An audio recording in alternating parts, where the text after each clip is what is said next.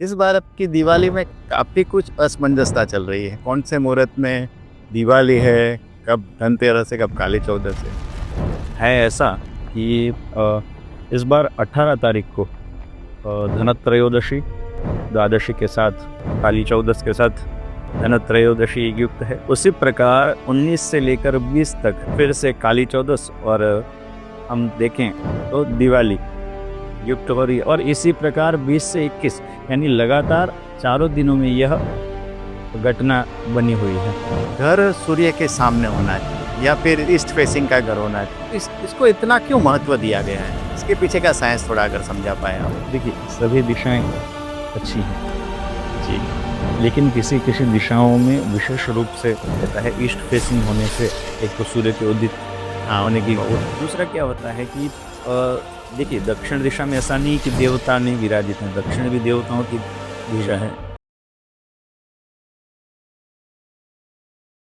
आज का Diwali special podcast है। आज के पॉडकास्ट में हम दिवाली के सारे रिचुअल्स के बारे में बात करने वाले हैं। दिया क्यों जलाते हैं, रंगोली क्यों की जाती है, ये सारे क्वेश्चंस हमारे मन में हमेशा रहते हैं। आज हमारे साथ जो शास्त्रोक्त विधि के एक्सपर्ट है वो सारी चीज़ें क्लियर करेंगे। उसके अलावा वास्तुशास्त्र के हिसाब से हमारा घर कैसा होना चाहिए, हमारे घर में क्या क्या चीज़ होनी चाहिए और ख़ास तो क्या चीज़ से हमको बचना चाहिए, ये सारी बात आज के पॉडकास्ट में हम करने वाले हैं। तो दिवाली स्पेशल पॉडकास्ट में आपका स्वागत है। Enjoy the show.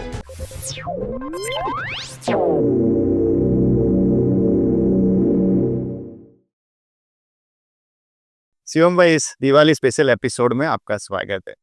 इस बार आपकी दिवाली में काफ़ी कुछ असमंजसता चल रही है। कौन से मुहूर्त में दिवाली है, कब धनतेरस है, कब काली चौदस है। तो आप इस विषय के एक्सपर्ट है, कुछ हमारे व्यूअर्स को बताइए। अ, प्रथमं महोदय नमो नमः। तथा च views and vibes and views इति कार्यक्रमस्य सर्वेभ्यः श्रोताजनेभ्यः विनम्रभावेन अहं Namami. Thank you very much. आपने हमारा संस्कृत में स्वागत किया। Thanks a lot. अ, आपने जो प्रश्न पूछा है उसके अंतर्गत यदि मैं आपको बताऊं तो इस बार थोड़ा सा, वैसे तो गत साल भी यह परिस्थिति थी जी, इस बार भी यही परिस्थिति बनी हुई है। ऐसा कि इस बार 18 तारीख को धनत्रयोदशी द्वादशी के साथ युक्त है। उसी प्रकार 18 से प्रारंभ होती ही 19 तारीख को शाम तक पुनः काली चौदस के साथ धनत्रयोदशी युक्त है। उसी प्रकार 19 से लेकर 20 तक फिर से काली चौदस और हम देखें तो दिवाली युक्त हो रही है। और इसी प्रकार 20 से 21 यानी लगातार चारों दिनों में यह घटना बनी हुई है। अच्छा। तो ऐसा कहें तो मुख्य दिन जी। कौन से लेने, क्या करना, यह जब विचार हम करते हैं तो काफ़ी सारे मत मतांतर यहाँ पर हैं, क्योंकि भारत अनेक विविध हम कहें कि विचारधाराओं से युक्त है। जी। तो उसमें हम कहें कि उत्तर भारत की तरफ जो हमारे मित्र हैं, ज्योतिष शास्त्र से जुड़े हुए हैं, उनके मत से यह 20 तारीख को जो है वह उत्तम समय उन्होंने रखा हुआ है दिवाली के लिए। अच्छा, दिवाली का दिन दिवाली का इसको माना जिसको माना एज जाए। पर नॉर्थ इंडियन हाँ। एक्सपर्ट्स। और हमारे यहाँ समझ लीजिए कि जो कच्छ के हमारे जो मित्र वर्तुल हैं, जिन्होंने इस कार्य में अच्छा किया हुआ है ज्योतिष विद्या में, ज्योतिष में, तो उनके मत के अनुसार 20 और 21 दोनों ही दिन कार्य करने में, कोई भी पूजन आदि जो भी कार्य है, जैसे लक्ष्मी पूजन है, चौपड़ा पूजन है, वह यदि करना है तो दोनों दोनों दिनों को उन्होंने उपयुक्त रखा हुआ है। क्योंकि 20 तारीख को शाम को 3:45 के आसपास, 44-45 के आसपास दिवाली दिवाली शुरू हो जाती है। तो वहाँ से लेकर दूसरे दिन 21 तक, और 21 को भी शाम को 17:55 यानी 6 बजे के करीब करीब यह एकाद प्रतिपदा जो है वह युक्त हो जाती है अमावस्या से। तो 20 का सायं समय और 21 का पुनः सायं समय तक का तो पूरा दिन है वह दीपावली अमावस्या जुड़ी है। तो इस मत से जो तिथि उदित होती है, इसमें 2 मत क्यों हैं, ये मैं बताने का प्रयत्न कर रहा हूँ कि एक मत ऐसा है कि जो उदित तिथि को मानता है कि दिन जब प्रारंभ होता है, जब उदित जो समय है, जब सूर्योदय हो रहा है, उस समय पे जो तिथि है वह पूरा दिन ली जाए। तो वह जो भी मत हैं वह पूरा 21 तारीख को मत वो करने वाले हैं, पूजन आदि का समय लेने वाले हैं। और एक मत ऐसा भी है कि सायं समय में जो बेला का समय है, वहाँ पर प्रदोष काल में अमावस्या न होने से, क्योंकि 20 तारीख को प्रदोष काल में अमावस्या है, रात्रि के समय भी अमावस्या है।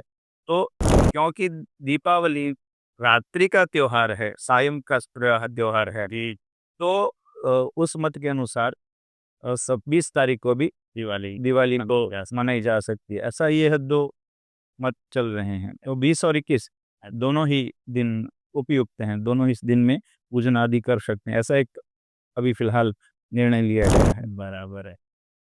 आपकी बात से मैं ये समझ रहा हूँ 20 और 21 दोनों दिन दिवाली मान सकते हैं। आपने जैसे समझाया कि अगर रात की बात करें, दिवाली रात का उत्सव है, तब हाँ, तो 20 तारीख ज़्यादा उत्तम है। और सुबह से अगर कोई देखता है, हाँ, तो 21 तिथि के अनुसार यदि कोई लेता है। 21 की शाम तक भी दिवाली मनाई जा सकती है। अब सर आपकी जो विशेष एक्सपर्टाइज़ है उस पे बात करें। आप क्रियाकार और पाठ पूजा के एक्सपर्ट हैं। तो ये तीनों दिन की पूजा कैसे होनी चाहिए? एक्चुअली क्या है, पंचदिवसीय उत्सव है यह। जी, जी। सही है। 3 दिन हम 22 जून तक का है। हाँ, सही है, राइट। 5 दिनों का उत्सव है। उसमें धनत्रयोदशी, वैसे तो वाघ बारस जिसे हम बोलते हैं, बहुत लोग वाघ बारस बोलते हैं।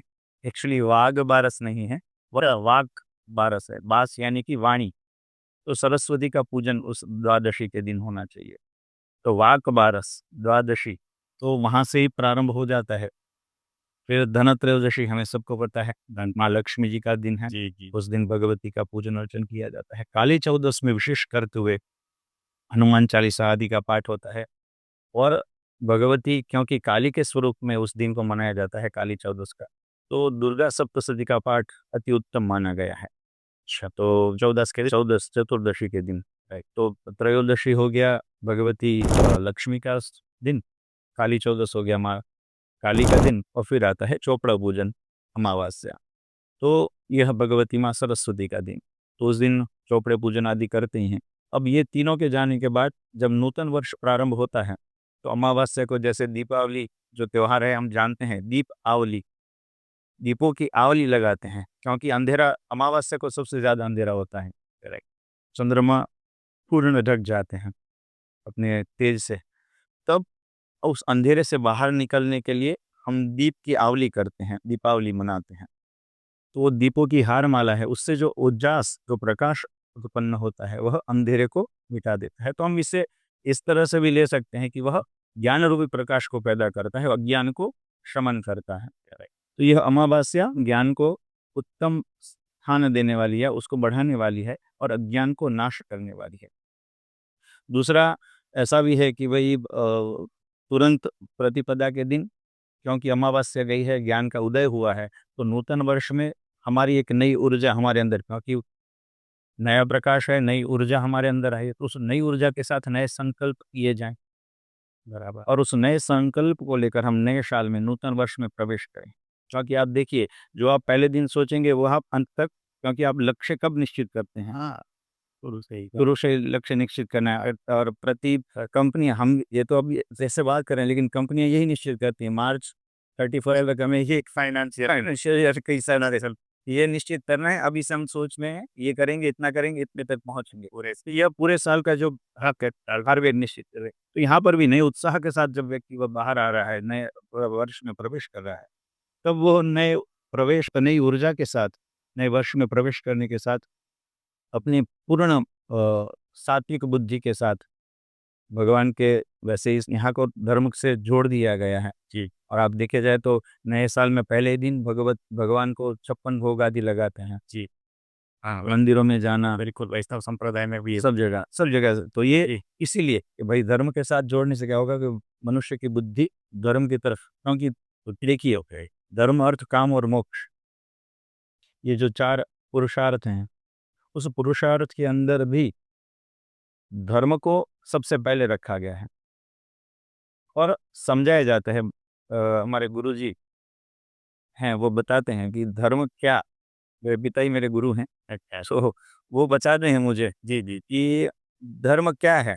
तो धर्म तो हमें जो करना है कार्य, वो बताने वाला धर्म है।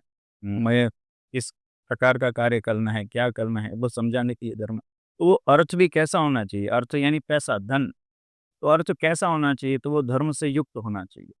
धर्म से युक्त होना यानी, तो अर्थ जब हमारे पास आ रहा है, तो वो धर्म से युक्त होगा, तो हमारी बुद्धि को वह अच्छी जगह ले जाएगा, भ्रष्ट नहीं करेगा। नष्ट नहीं करेगा। अर्थ, क्योंकि अर्थ आता है, जब लक्ष्मी आती है, तो व्यक्ति का जो हाँ, मति बुद्धि है, मति भ्रम हो जाता है। उसके साथ अगर विवेक नहीं है, विवेक, हाँ, मैं क्या होता है, सही बात है। मैं भी विवेक को एक धर्म की कक्षा में रख, इसी अगर आपके पास पैसा है और अगर विवेक नहीं है तो उसकी जो सो वैल्यू है वो ऐसा आपको अधर्म ही करवाएगा। करवाएगा। सही बात तो है। ये जब तक अर्थ धर्म से युक्त नहीं होगा, तब तक व्यक्ति के वो अर्थ का कोई महत्व नहीं रहेगी। तो वह धर्म के साथ अर्थ को जोड़ना चाहिए। तो शिवम जी, मेरा यही प्रश्न है कि दिवाली को हम इसी तरह मान लें कि दिवाली माने धन की पूजा कर ली, कि Diwali is not all only about धन। धन, हाँ, दिवाली में चारों धर्म का भी जैसा जैसे शर दे रहे हैं महत्व है। उसमें धर्म भी है, अर्थ भी ना, अर्थ के साथ। और धर्म के साथ काम को भी जोड़ा गया है। सही बात है। शिवम जी, कोई यंगस्टर है जो माने जो इतने सारे रिचुअल्स या पूजा विधि नहीं जानता है, उसको अगर दिवाली में 1 या 2 विधि करनी है या उस नहीं कर पाता है, तो उसको आप क्या एडवाइस करेंगे? कम से कम इतना तो आप करो। जो देखिए, वैसे तो क्या है कि हमारे शास्त्रों में प्रत्येक विधान जो बताए हैं, उसमें अलग-अलग स्वरूप हैं। जी। अब समझ लीजिए किसी के पास ज़्यादा समय है, तो उस हिसाब से उसका पूजन हो पाएगा। जैसे कि विधान में क्या रहता है, एक होता है पंचोपचार पूजन, पूजन के भी अलग-अलग विधान। बिल्कुल, बिल्कुल। जैसे 5 प्रकार के ही वस्तुओं की जिसमें आवश्यकता लगती है। जी, एक होता है षोडशोपचार पूजन, बराबर है। जिसमें 16 प्रकार की वस्तुओं का उपयोग होता है। एक होता है त्रिंशोपचार पूजन, जिसमें 30 प्रकार की चीज़ों का उपयोग होता है। एक होता है राजोपचार पूजन।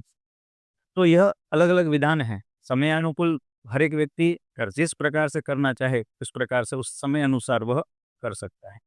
तो यह भी एक विधान है, जैसे आप बता रहे हैं कि आजकल का जो आजकल बिज़ी बिज़ी शेड्यूल बात बोल रहे हैं, समय है, आलस्य है, नहीं दे पाए। यदि कोई व्यक्ति ऐसा चाहता है, तो केवल पंचोपचार पूजन के द्वारा वो थोड़े से ही 10-15 मिनट में ही वह कार्य को संपन्न। ये थोड़ा समझाएँगे पंचोपचार पूजा देखिए, क्या? पंचोपचार में क्या होता है, जैसे नित्य पूजन हम करते हैं जी। भगवान को स्नानादिक में, तो स्नानादिक तो हमने करवा दिया, लेकिन भगवान को केवल तिलक करना, चावल तो लगाना ही है, बराबर। पुष्प अर्पण करना है, धूप और दीप भगवान के पास करना है, तो केवल भोग लगा देना है। यह केवल पंच पंच उपचार हैं, एकदम उपचार यानी इसी बहुत वस्तु सबसे पंच उपचार, हाँ, ये 5 चीज़ें यदि आप कर लेते हैं, तो वह पंचोपचार द्वारा भी ईश्वर प्रसन्न हो जाता है। तो ये समय के अनुकूल यदि किसी को करना है, तो ये पंचोपचार पूजन वह व्यक्ति, और वैसे भी हम लोग भी देखिए, ये अनजाने में भी हम लोग ये तो करते ही हैं। कर ही लेते हैं। हाँ, बात में भी हो जाता हाँ, हो ही जाता है। आप अगर घर के मंदिर में भी आप करेंगे, तो सबसे पहले क्या करेंगे? बोले दिया कर लिया, है। जी, अगरबत्ती कर ली और धूप-दीप तो वैसे ही जुड़ गया, जुड़ गया। और फिर तिलक कर लिया, चाव लग गया, भोग तो लगाना है, और आरती भी करते आरती तो कर लेते, तो भोग तो लगा तो और तो लगा दी छोटा-मोटा। तो ये यानी पंचोपचार पूजन तो नित्य में हम वैसे ही कर लेते हैं। मैं ये प्रश्न आपको इसलिए पूछ रहा हूँ कि काफ़ी हमारे गुजराती एनआरआई है जो बाहर इंडिया बाहर रहते हो और काफ़ी फैमिलीज़ ऐसी है जॉइंट में नहीं है। तो उनके लिए एक ऐसी छोटी कोई पूजा विधि हो जहाँ पर मैं आप सब तरस फील नहीं करे भाई हमने बराबर नहीं जाए। मे बी सुबह के साथ हो ही जाए। हाँ, कर ही सकते हैं, बिल्कुल से। और बाकी जी, जी, जी, सीएम जी, ये 3 चीज़ मेरे को बहुत ही माने जब से छोटा था तो ये 3 चीज़ में तो स्वस्तिक है, हुँ, एक दिया है, स्वस्तिक और दिया आप देखते हैं और एक रंगोली है। ये 3 चीज़ को दिवाली के साथ क्यों जोड़ा गया है? इसका कोई साइंटिफिक महत्व है इसके साथ? आपसे समझना चाहूँगा। अ, है एक्चुअली क्या है, यदि हम समझें, तो यह उत्सव हमारी भारतीयता पूरा साइंटिफिक ही है। राइट। भारतीयता के अंतर्गत हमारी जो संस्कृति है, हमारे जो शास्त्र हैं, वह पूरा विज्ञान से भरे हुए ही हैं। उनमें प्रत्येक वस्तु का खुद का एक महत्व है। बराबर है। तो शास्त्रों को भौतिकता के साथ, शास्त्रों में ऐसी-ऐसी वस्तुएँ रखकर भौतिकता के साथ रखी गई हैं, बताई गई हैं, जिससे व्यक्ति कभी भी निराश ना हो पाए। अच्छा। यह स्वस्तिक कहें, रंगोली कहें, में सकारात्मक ऊर्जा बढ़ता है। हाँ, दीप कहें या दीप क्या है? दीप किस चीज़ का द्योतक है? दीप यानी एक प्रकार से उजास, प्रकाश। बिल्कुल। और प्रकाश जहाँ है वहाँ अंधेरा नहीं होता। जैसे हमने दीपावली में एक बात की। तो यह दीप का सामान्य सा एक भाव है, जहाँ-जहाँ दीप है वहाँ-वहाँ ज्ञान है, वहाँ प्रकाश है और वहाँ ज्ञान का नाश है। तो दीप करने से सकारात्मक ऊर्जा बढ़ जाती है और नकारात्मकता कम हो जाती है। तो तीत-का से सामान्य हम जान लें। अब अगर रंगोली की बात करें, जी, जी। रंगोली क्या है? तो रंगोली में हम अलग-अलग कलर्स वर्ण यूज़ करते हैं। जी। वो कलर एक प्रकार से कहीं न कहीं हमारी ऊर्जा को बढ़ाने के एक विकल्प के स्वरूप में है। वो हमारी ऊर्जा को बढ़ाते हैं, क्योंकि वर्ण है, वो जो कलर है, वो ऊर्जा को बढ़ाने वाला है। अच्छा। आप देखेंगे तो जब हम किसी यानी ज्योतिषी के पास जाते हैं, तो वह नीलम आदि हमें देते हैं, कौन पहनेंगे। तो वह जो उसका वर्ण है, वो कहीं न कहीं उसके शरीर के अनुकूल नहीं हो रहा है। यानी पहनाते इसलिए कि वो कहीं उसका ग्रह जो है, वो जो ग्रह कहीं उसे हानि कर रहा है या कहीं उसके लिए डल है, तो वह ग्रह पहनने से उसके जो वर्ण है, वो वर्ण उसको आप अगर शरीर को स्पर्श करेगा तो उसकी जो एनर्जी है उसको मिलती रहेगी। आप देखेंगे तो एक पूरा कलर थेरेपी है। बिल्कुल, बिल्कुल। अगर कोई व्यक्ति मंदबुद्धि है या किसी कारण से शरीर से अशक्त है, उसे लाल जो एक प्रकार का लाल वर्ण है उससे अगर प्रकाशित किया जाए, उसको अगर उससे जोड़ा जाए, उस वर्ण से उसको दिया जाए, वो तो सशक्त होने लगता है। रेमेडी हो गया। हाँ, तो ये इस प्रकार की एनर्जीज़ उसे मिलती है। तो ये वर्ण जो है वह कहीं न कहीं हमारे उत्सवों में हमारे उत्साह का वर्धन करने के लिए है। इसीलिए मैंने कहा कि कभी कोई व्यक्ति निराश नहीं होता। देखिए उत्सव आता है, तो हर एक व्यक्ति कहीं न कहीं आनंदित हो जाता है। वाइब ऊर्जा इट्स पॉजिटिव ऊर्जा आ जाती है। पॉज़िटिव ऊर्जा आ जाती है। तो ये वर्ण जो है वह सब ऊर्जा के वर्धन के लिए हैं। उत्साह पर को ब स्वस्तिक का क्या मतलब? जी। स्वस्तिक का मतलब आप क्योंकि स्वस्तिक तो हर जगह हम देखते हैं। हाँ, हर जगह पे जहाँ ऊपर से स्वस्तिक का वर्ण भी लाल है। आप देखेंगे लाल वर्ण में ही रहेगा वो, जी। क्योंकि लाल वर्ण शुभ्रता का द्योतक है। ओके। शुभ्रता जी, जी। पवित्रता, विवाह आदि में भी लाल वर्ण का यह शुभ्रता का वर्ण है कलर है, वह द्योतक है। शिवम भाई, दिवाली आदि त्योहारों में स्वस्तिक को बहुत शुभ माना जाता है। इसके पीछे का साइंस क्या है? जी। सुअस्ति, शु यानी शुभ, जो शुभ है।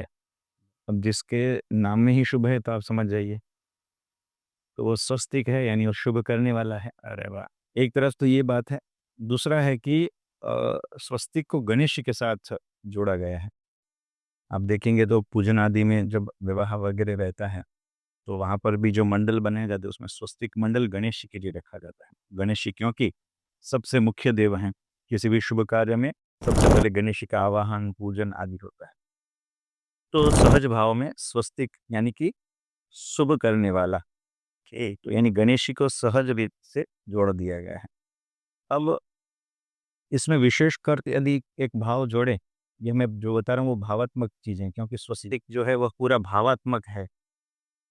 तो ब्रह्मा, विष्णु, महेश ये 3 देवताओं के साथ गणेश को जोड़कर 4 दिशाओं के देवता बताकर उन्हें इस स्वस्तिक के साथ जोड़ा गया है। अरे वाह! तो यह चारों देव यानी कि स्वस्तिक स्वस्थ करने वाले, उन शुभ करने वाले हैं। तो 4 दिशाओं में जिनकी खुद की छवि है, खुद जहाँ निवास करते हैं और सबका शुभ करते हैं।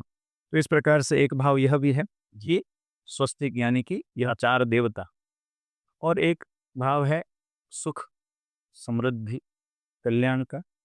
तो यह जो स्वस्तिक है, वह जिस जगह लग जाता है, यानी जिस जगह वह चिन्हित हो जाता है, उस व्यक्ति के घर में, व्यापार में शुभ्रता प्रवेश करती है, यानी शुभता आ जाती है। वह व्यक्ति कितना भी अगर हम कहें कि नेगेटिविटी से भरा हो, उसका जो प्लेस है, उसकी जो घर है, उसमें कहीं भी कितनी भी नेगेटिविटी हो, उस स्वस्तिक के करते हुए वह घर से नेगेटिविटी दूर हो जाती है। वहाँ पर कल्याण, सुख, समृद्धि निवास करने लगते हैं। वहाँ पर शांति स्थापित होती है। इसलिए आप काफ़ी जगह देखेंगे कि जो जिस घर में हम जाते हैं तो बाहर ही बिल्कुल स्वस्तिक का निशान देखेंगे। बिल्कुल, स्थापना होती है, स्थापना होती है। क्योंकि द्वार से ही वहाँ पर नेगेटिविटी को बाय बाय किया गया है। अरे वाह! नहीं, इस घर में आपकी कहीं कोई प्रवेश नहीं कर जगह नहीं है, नेगेटिविटी की जगह नहीं, क्योंकि वहाँ स्वस्तिक यानी शुभ करने वाला बाहर बैठा है। इसीलिए गणेश जी को आप देखिए, द्वार में भी गणेश जी का हम मूर्ति लगाते हैं, क्योंकि गणेश जी शुभता का प्रतीक हैं। और वैसे भी हम जब पूजन वगैरह करते हैं, जब नए घर में प्रवेश करते हैं, तो वहाँ द्वार के देवताओं का पूजन होता है। उस द्वार के देवताओं में सबसे पहले जो द्वार में ऊपर की ओर गणेश जी का वहाँ पर आह्वान बताया गया है हमारे शास्त्रों में, कि पहले गणेश जी का आवाहन, फिर देहल्यै नमः। देहली जो रहती है, हम कहते हैं देहली, वहाँ पर देहली का पूजन है। तो वहाँ उनका स्थान है, हम बोलते हैं देहली देहली, लेकिन वह शक्ति का स्वरूप है, वो शक्ति है एक प्रकार की। तो वह शक्ति का वहाँ है, तो यानी द्वार में भी अगर हम देखें, बात वह है कि गणेश जी का वहाँ पर ऊपर की ओर जो द्वार के मुख के ऊपर प्रवेश में करें, भगवान का वहाँ स्थान है। तो इस प्रकार स्वस्तिक एक शुभ्रता का प्रतीक बनाते हुए गणेश जी का जो स्थान है, वैसे ही स्वस्तिक का स्थान बताया गया है, और वहाँ शुभ्रता बनी रहे।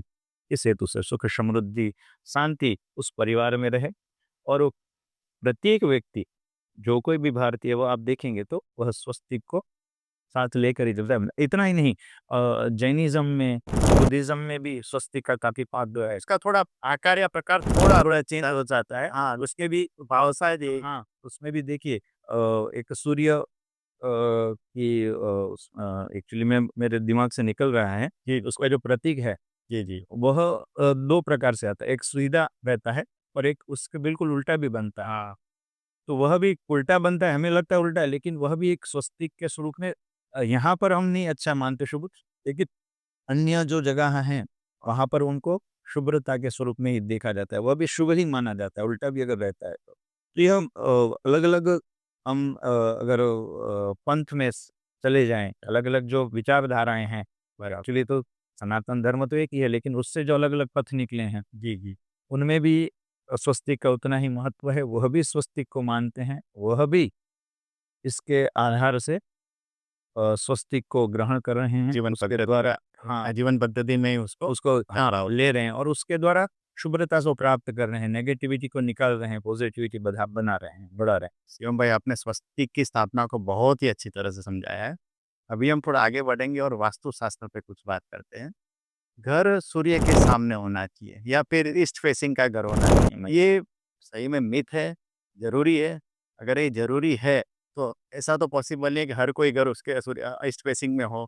तो इसको इतना क्यों महत्व दिया गया है? इसके पीछे का साइंस थोड़ा अगर समझा पाएँ आप? देखिए, सभी दिशाएँ अच्छी हैं, जी। लेकिन किसी-किसी दिशाओं में विशेष रूप से ज़्यादा महत्व देने का बहुत सारे कारण रहते हैं। जैसे क्या रहता है, ईस्ट फेसिंग होने से एक तो सूर्य के उदित हाँ, होने की, उठते ही आपके सामने। हाँ, उसके सामने, यानी घर पे सूर्य की हाँ, रोशनी। सूर्य के यानी भाई वापस प्रकाश की बात आ गई, वापस ऊर्जा की बात, सही बात है आपकी। हाँ, तो ज़्यादा से ज़्यादा ऊर्जा लेने की बात है। दूसरा क्या होता है कि देखिए, दक्षिण दिशा में ऐसा नहीं कि देवता नहीं विराजित हैं, दक्षिण भी देवताओं की दिशा है, जी। उत्तर भी है। अब सुना है किसी को, यदि ये तो वास्तु की आप जब बात करें तब ये बिल्कुल समझा। लेकिन जब हम सोते हैं तो ऐसा कहा जाता है कि उत्तर दिशा की तरफ दिशा मुख करके, हाँ, सर नहीं रखना चाहिए। तब तो दक्षिण का उपयोग कर लेते हैं, क्योंकि अच्छी कहा गया। हाँ, सही है। तो हर एक दिशा अपनी-अपनी जगह सही है, लेकिन वास्तु के अनुसार वो किस दिशा में घर है, क्या है, उसके अनुसार उसमें वेंटिलेशन, इसमें क्या है सबसे ज़्यादा ईस्ट फेसिंग जो घर रहते हैं, उसमें सबसे ज़्यादा क्या रहता है, वेंटिलेशन का किसी को कोई प्रॉब्लम नहीं रहता। आप देख लीजिएगा, कहीं भी ईस्ट फेसिंग अगर मकान बनेगा, उसमें सबसे पहले तो वायव्य, हाँ, नैऋत्य नैऋत्य खुला रहता है, ईशान खुला रहता है, हवा की दिशा ही हवा की दिशा वही होती है वही है। ज़्यादातर। फिर सामने पश्चिम की दिशा खुल जाती है। हाँ, पीछे बिल्कुल पश्चिम है। हाँ, तो ये क्या वेंटिलेशन यानी ये क्या हर एक जगह मैं ऐसा बोल रहा हूँ कि ये केवल एक स्थान को देखकर नहीं, लेकिन यह वातावरण के अनुकूल भी क्या बन रहा है। ईस्ट चूज़ करने का एक यह भी ये भाव है कि भई इस तरह से अगर रखेंगे तो वे हवा का वेंटिलेशन जो आप घर में रह रहे हैं, उस घर में प्रकाश ज़्यादा आएगा। सही है। उस घर में हवा की आना-जाना ज़्यादा होगा। आपके घर में यदि कोई गेस्ट आ गए तो ऐसा नहीं बोलेंगे, अरे! यहाँ घर में तो ज़्यादा। आप देखिए कहीं-कहीं आप घर में जाते हैं तो आपको बहुत ज़्यादा अनकम्फर्टेबल हाँ, रहता है, अंधेरा ज़्यादा ज़्यादा रहता है। वो प्रकाश भी कम रहता है। कभी-कभी तो प्रकाश भी ये चीज़ें इसीलिए वास्तुशास्त्र एक्चुअली क्या है, यही है कि आपके घर के अनुकूल सब वातावरण बना रहे। और देखिए प्राइमरी चीज़ें ऐसी रहती हैं, मैं ज़्यादा वास्तु में, क्योंकि मुझे जितना नॉलेज है मैं उस हिसाब से बता रहा हूँ, बाकी ज़्यादा डीप में मैं भी नहीं गया हूँ। लेकिन क्या रहता है, मुख्य-मुख्य 3-4 चीज़ें जो हैं आवश्यक हैं, ये कि व्यक्ति को जी, समझाया आपको। जिसमें सबसे पहले क्या रहता है, तो कि रसोई घर, किचन किचन रहता है, बराबर। दूसरा रहता है मंदिर, तीसरा रहता है हम टॉयलेट, हाँ, वॉशरूम का। वॉशरूम, टॉयलेट, और चौथा रहता है सोने की जगह वगैरह, बेडरूम अपने। बेडरूम। ये काफ़ी 4 चीज़ें ऐसी हैं जो आपको नॉर्मल व्यक्ति को, क्योंकि देखिए हर एक व्यक्ति की परिस्थिति ऐसी नहीं होती कि वो, हाँ, एक चीज़, हाँ, हर किसी का वो 5 बीएचके 6 बीएचके नहीं हुआ है। एक 1 बीएचके घर भी होगा, उसमें भी यहाँ पे ये जरा चीज़ें 3-4 चीज़ें वो यदि देख के रहेगा, क्योंकि इसमें तो क्या है, वास्तु में तो काफ़ी सारी चीज़ें, तो ये तो बढ़ाओ, ये गहरा हो रहा है कितना, हाँ, कितनी सारी, अब पूरा कभी-कभी तो क्या होता है, पहले तो ये वास्तु में स्थापत्य कला जो थी, एक्चुअली स्थापत्य कला भी हमारे धर्म से जुड़ी हुई है, सही है, बिल्कुल। और अथर्ववेद का अंग ही है। पूरा वही है, प्रजापति जो नहीं, प्रजापिता है अपना, हाँ, प्रजापति। हाँ, हाँ, विश्वकर्मा। विश्वकर्मा जी की बात। तो ये पूरा शास्त्र से युक्त ही है, शास्त्र ही है। तो लेकिन क्या होता है, समयानुकूल सब चीज़ें बदलती हैं। कोई चीज़ मॉडर्न ज़माने में अगर हम उसको स्वास्थ्य को, ठीक है, तो थोड़ी-सी चीज़ें बढ़ जाती हैं। बराबर है। वर्णों के अनुसार भी बनती हैं। जैसे हमने पहले भी वर्णों की बात की। अब किसी के राशि के अनुसार कोई वर्ण उसे सूट नहीं कर रहा, उसने यदि हमारे अब खुद के रूम में वो वर्ण पेंट करवा दिया, हुँ। तो कहीं न कहीं उसके शरीर को अनुकूल नहीं आएगा। और वैसे भी आप अपने घर में यदि अग्रेसिव कलर, जैसे हम अग्रेसिव बोलते हैं, बहुत डार्क कलर आने लगा है, हाँ। तो कहीं न कहीं थोड़े समय बाद वो आपको हाँ। नेगेटिविटी देने लगेगा। तो अब आजकल आप देखेंगे तो वास्तु के अनुसार जो जुड़े हैं, सभी लोग बोलेंगे लाइट कलर रहेगी, लाइट। एक्चुअली क्या है, वर्ण का यह पूरा एक प्रभाव है। सही है आपकी बात। तो ये काफ़ी दूर हम ना जाएँ, तो सही। ये प्राइमरी चीज़ें हैं जो हर एक व्यक्ति को देखनी चाहिए कि भई अग्नि कोण आ रहा है तो वहाँ पर किचन होना चाहिए, बराबर है। ईशान कोण आ रहा है तो वहाँ ईश्वर, क्योंकि खुद शिव वहाँ विराजित हैं। अच्छा। दस दिशाओं में 10 देवता विराजित हैं। तो उसमें मुख्य जो देवता हैं, क्योंकि अग्नि को ना, अग्नि देवता है तो वहाँ अग्नि मुख्य है, तो वहाँ अग्निदेव को विराजित होना चाहिए। Kitchen one. फिर आप देख लीजिए ये ईशान कोना, ईशान में खुद ईश्वर, खुद शिव विराजित हैं, तो मंदिर वहाँ नहीं होना ही चाहिए। बस अगर उससे भी ज़्यादा थोड़ा एक और बात करूँ तो उत्तर दिशा कुबेर जी की है, तो धनलक्ष्मी जो रखना है वो उत्तर दिशा की ओर, अच्छा, तिजोरी होनी चाहिए। तिजोरी वगैरह आपका जो भी हाँ, कबाड़ से कबर्ड से, हाँ, हो गया। सेफ वगैरह वो। तो ये सारी नॉर्मल चीज़ें जो इतना आप अगर कर सकते हैं तो काफ़ी बेस्ट है। मेरे हिसाब से कोई भी ये कर सकता है। हाँ, इसके लिए कोई आपको कोई वो देखिए प्रोफेशनल वास्तुशास्त्र की ज़रूरत नहीं है। किचन तो हर एक के घर में रहता ही है। मंदिर भी बनाने वाला जो भारतीय है वो मंदिर तो बनाएगा ही। तो वो अगर यदि दिशा दूसरी कोई दिशा में उसके चाहे उसको ईशान कोना चूज़ करना है। बराबर। यानी ये बहुत सही बात है। हाँ, सिंपल सा लॉजिक वो है। एक कॉमन लेमैन भी ये 4-5 चीज़ें अगर ध्यान में रखता है, हाँ, तो घर घर में हर एक जगह पे, सही जगह पे वो कर घर सकता है। का वो और वास्तु के अनुसार काफ़ी सारी चीज़ें और बनती हैं, लेकिन यह मुख्य चीज़ें हम प्राइमरी में स्टार्टिंग में देख सकते हैं, तो इतना बराबर योग्य है। बिल्कुल सही बात है। अ, क्यों भाई आपको कर्मकांड के माने ज्ञाता माने जाते हैं, उसमें मैं जैसे आपको समझता हूँ कि विधि-विधानों में आपकी एक्सपर्टाइज़ है। कुछ आपके विधा-विधान से थोड़ी अलग सी मैं अगर बात करूँ, कि मैं एक चीज़ सोच रहा था कि एक शादी हो रही है, उसमें सारे विधि-विधान होते हैं, सारे कर्मकांड किए जाते हैं। फिर भी कुछ किस्सों में हम देखते हैं कि जो युगल है, डाइवोर्स तक पहुँच जाते हैं। घर में झगड़े, माने बात-बात पे अनबन रहना, और जब बातें लास्ट मोमेंट तक आती है तो डाइवोर्स भी हम देखते हैं। तो ऐसा क्यों? वहाँ पे भी कर्मकांड तो किया गया है, धर्म विधान तो आपने किया है वहाँ पे, फिर भी क्यों ऐसा उनको भुगतना पड़ रहा है? तो इसको ये 2-3 चीज़ों के ऊपर कनेक्ट करें या कुछ अलग ही साइंस है इसका? नहीं, इसमें एक्चुअली क्या रहता है, विवाह भी एक संस्कार है, षोडश संस्कार के अंतर्गत का। जी। तो संस्कार का अर्थ ही है, हर एक जीव आने के बाद एक बार वह संस्कार से युक्त होगा तो उसकी जो नेगेटिविटी है वो निकलेगी। ये संस्कार का भाव ही यही है कि नेगेटिविटी को कम करना और पॉजिटिविटी को बढ़ाने। राइट। तो विवाह संस्कार के द्वारा 2 परिवार, 2 व्यक्ति जब एक होते हैं। अब 2 व्यक्ति एक हो रहे हैं, 2 परिवार एक हो रहे हैं, तो इस इस चीज़ों में क्या रहता है, जैसे ये काफ़ी वैसे, बिल्कुल, कोई बात है, विषय नहीं, हाँ, ऊपर लेकिन क्या रहता है कि ये कहीं न कहीं क्या रहता है, संस्कार से युक्त तो हो रहा है, संस्कारित तो हो ही रहे हैं। जी, दोनों विधान सब कर रहे हैं मिल-जुल के। लेकिन कहीं न कहीं यहाँ पर कर्म की भी बात हमें भूलनी नहीं चाहिए। करेक्ट। क्योंकि कर्म से ही हाँ। हर एक व्यक्ति जुड़ता है।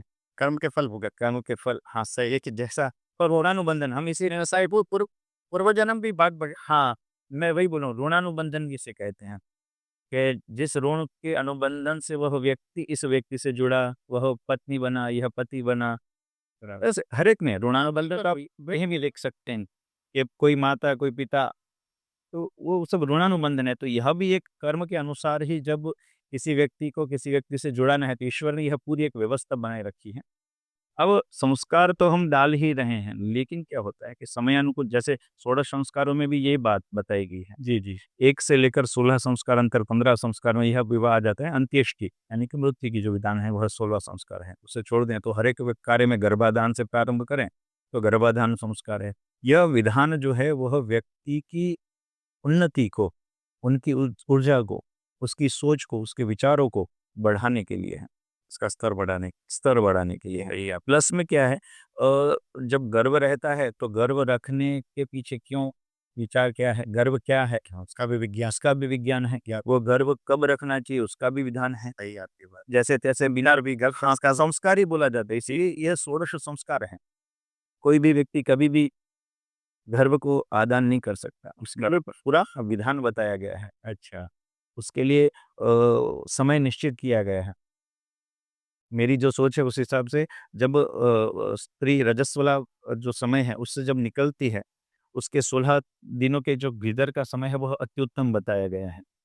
उस समय में अच्छी सोच, विचारों के साथ दोनों की एक दूसरे की तरफ की जो भावनाएँ हैं, भावनाओं को सही करते हुए कंसेप्ट। और दोनों के विचार मिलने चाहिए। आजकल क्या होता है कभी-कभी ऐसा हो जाता है कि किसी यानी पति को यदि बच्चे की इच्छा है यानी पुत्र संतति की इच्छा है लेकिन पत्नी को नहीं, हाँ, आजकल देखो ना। तो क्या होता है कि मिलन तो होता है होता है लेकिन लेकिन संतति नहीं होता। प्राप्त नहीं हो पाती।